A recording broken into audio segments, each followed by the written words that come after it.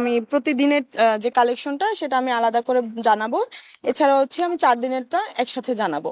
আমাদের ত্রাণ কার্যক্রম শুরু হয়েছিল 22 তারিখ থেকে। 22 অগস্ট হয়েছিল 14,60,173 টাকা। 14,60,173 টাকা, এটা ছিল প্রথম দিনের।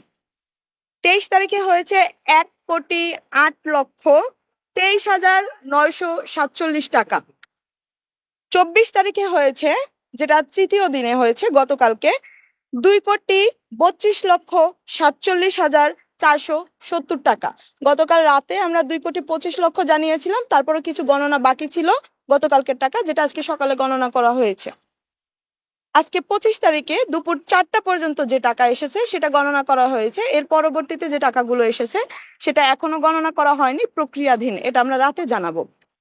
25 তারিখ দুপুর 4টা পর্যন্ত 23,90,000 টাকা।